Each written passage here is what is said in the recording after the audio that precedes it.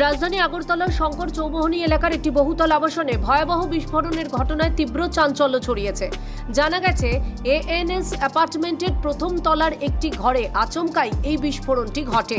বিস্ফোরণের তীব্রতা এতটাই জোরালো ছিল যে শুধু ওই আবাসনটিই নয়, আশেপাশের আরও 2 থেকে 3টি ভবনও ক্ষতিগ্রস্ত হয় এবং বিকট শব্দে কেঁপে ওঠে গোটা এলাকা। হঠাৎ করে আওয়াজ হলো, আওয়াজ হতে দেখি আমার ঘরের মানে দরজা জানালা যা ছিল সব কিছু মানে চুরমার হয়ে পড়ে গেছে। তখন আমার ছেলে ছিল পাশে, ও চিৎকার দিয়ে বলছে, মা বাহিরো, বাঁচাও বাঁচাও বাহিরো। আমার ঘরে 2টা বাচ্চা ছিল, আমার ঘরে একজন অসুস্থ মহিলা ছিল, পায়ে হাঁটতে পারে না, পা ভাঙা। তার মানে কি আমরা গ্লাসের জন্য আমরা ঘর থেকে বাড়িতে পারতেছি না, এবং গ্লাস কোনো রকম মানে সরে একটু একটু করে আস্তে আস্তে খালি পেয়ে তো বাড়ানো যেতেছে না। তারপরে আমরা মানে উনারে নিয়ে ওই যে উনারে বসায় রাখছি এখানে, কোনো রকম মানে বাইরে হয়েছে। আমি আমার ফ্যামিলি, আমার ছোট বাচ্চাদেরকে নিয়ে ঘরে বসে খেলা করছিলাম। রান্না বাড়াও হয়ে গেছে, আমাদের কাজের মাসে ছিল, ঘর মুছামুছি করছিল। তো হঠাৎ আমি ফোনে কথা বলছিলাম চেয়ার সোফাতে বসে আর কি। তো হঠাৎ করে ভীষণ একটা আওয়াজ হলো, যে মনে হলো যে বোম ব্লাস্ট হয়েছে। তো দেখি আমার ঘরের দরজা ছিটকিনি লাগানো ছিল, ভিতর থেকে 2টা ছিটকিনি, দরজা খুলে ঘরে চলে আসছে। আর ঘরের যতগুলো জানালা ছিল, দরজা ছিল, সব ফেটে ব্লাস্ট হয়ে বেরিয়ে গেছে। ইভেন আমার ঘরের বেডরুমের, মানে হলরুম তো বাদ দিন, বেডরুমের যে গ্রিল আছে, উইন্ডোর যে গ্রিল আছে, বাথরুমের যে ক্যান্টিলেভার আছে, ওটা খুলে পর্যন্ত ওই বাড়িতে পড়ে গেছে। আর পুরো ফ্ল্যাটে আমরা থাকি ফার্স্ট ফ্লোরে, D1 আমার ফ্ল্যাট, ঠিক আছে। Second floor, third floor, even পাশের বাড়ির যে বিল্ডিংগুলো আছে সেখানেও আপনার গ্লাসগুলো ভেঙে পড়ে গেছে। ঘটনার খবর পেয়ে আতঙ্কিত বাসিন্দাদের আশ্বস্ত করতে এবং পরিস্থিতি নিয়ন্ত্রণে আনতে দ্রুত ছুটে আসে ফায়ার সার্ভিস, পশ্চিম থানার পুলিশ এবং আগরতলা পুর নিগমের আধিকারিকরা। আমার ঘরের দরজা জানালা, বাথরুমের জানালা ছিটকে খাটে, আর যত কাঁচ আছে সব কাঁচ পুরো ঘর ছিটকে আছে। ভাগ্যিস আমার যে হোমমেড ছিল উনি গ্যাসের পাইপটা বন্ধ করে গেছে, আর পর্দা টর্দা সব পুড়ে আছে। বাস এটুকুই, ঘরের অবস্থা এখন খুবই খারাপ। ভাগ্যিস আমরা ঘরে ছিলাম না, আমার বাচ্চাটাকে আমি বাপের বাড়ি জয়নগর দিয়ে আমি অফিসে গিয়েছিলাম আজ। ওর সামনের দিকের ফ্ল্যাটে, আমার ফ্রন্টটা হচ্ছে শঙ্কর চৌমুহনী, কিন্তু ফার্স্ট ফ্লোর, ওরাও ফার্স্ট ফ্লোর, আমারও ফার্স্ট ফ্লোর। আমার পেছনে কিন্তু ওয়ালটা এতটাই ভাইব্রেট হয়েছে, আমার পুরো কাজ ভেঙে, ঘরের অবস্থা খুবই খারাপ। বাড়ির ঘরের কাজ যখন কাচের জানলাগুলো কেঁপে উঠলো, তারপর আমি এখানে কন্টিনিউয়াস ফোন পেয়ে চলে আসলাম। আসার পর দেখি ফায়ার ব্রিগেডে খবর দিলাম, এখানে কিছু একটা ব্লাস্ট হয়েছে, সেটা প্রশাসনের লোক তত্ত্বাবধান করে দেখতে পারবেন।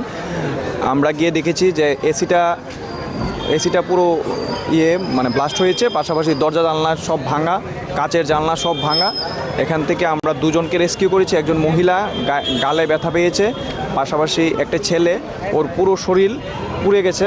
ওকে আমরা ফায়ার ব্রিগেডের সাহায্যে আমরা ওকে হাসপাতাল পাঠানোর ব্যবস্থা করেছি।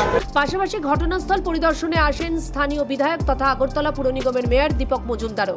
ঘটনাস্থল পরিদর্শন করে বিধায়ক তথা মেয়র দীপক মজুমদার সংবাদ মাধ্যমের মুখোমুখি হয়ে বলেন, বিস্ফোরণের মাত্রা অনেক ব্যাপক ছিল।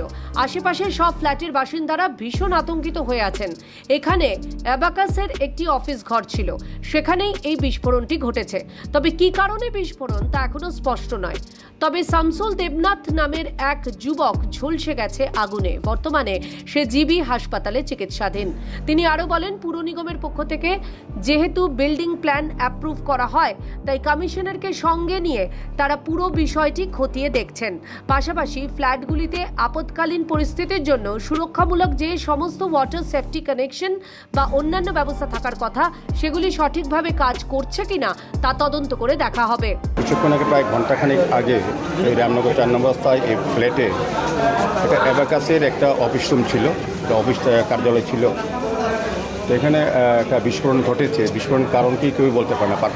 আশেপাশে সমস্ত ফ্ল্যাটের যা বাসিন্দা ছিলেন তারাও খুব আতঙ্কিত হয়ে আছেন, এবং তাদেরও অনেক ক্ষতিগ্রস্ত হয়েছে। সমস্ত জিনিসপত্র ভেঙে গেছে, দরজা জানলা গ্লাস, এবং শুধু এই ফ্ল্যাট এলাকা নয়, পার্শ্ববর্তী যে ফ্ল্যাটগুলি আছে, বাড়িগুলি আছে, তারাও ক্ষতিগ্রস্ত হয়েছে, এবং তাদেরও দরজা জানলা সব ভেঙে গেছে। মানে বিস্ফোরণের মাত্রাটা অনেক ব্যাপক ছিল।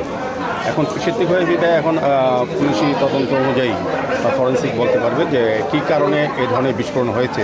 তো আমরা যতটা দেখলাম যে আশেপাশে সবাই আতঙ্কিত, তারা আওয়াজ শুনে, বিস্ফোরণের আওয়াজ শুনে তারা বেরিয়ে গেছেন। তার নিজেও তো ক্ষতিগ্রস্ত হয়েছেন, একটা ভয় ছিল।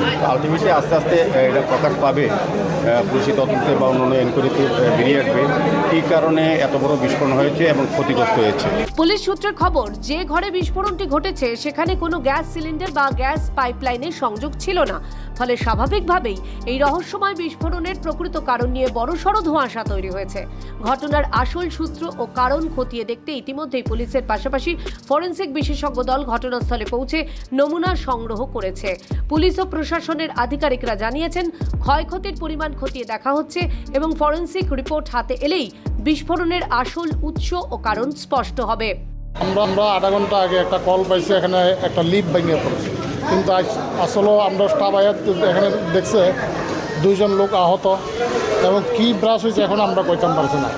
এটা একমাত্র কেমিক্যাল একটা গন্ধ হইতে আছে, এটা ক্লিয়ার না কি গন্ধ, ফরেনসিক স্যার এটা বলা যেত না। যে রেস্কিউ 2 জন ক্যাজুয়ালিটি আসলে আমরা একটা জিবির একটা আইজিএমে দিয়ে আসছি। বর্তমানে গোটা এলাকা থমথমে ও স্থানীয়দের মধ্যে আতঙ্ক সৃষ্টি হয়েছে। ত্রিপুরা থেকে দেবাশিস বোসের রিপোর্ট, সিএন ত্রিপুরা।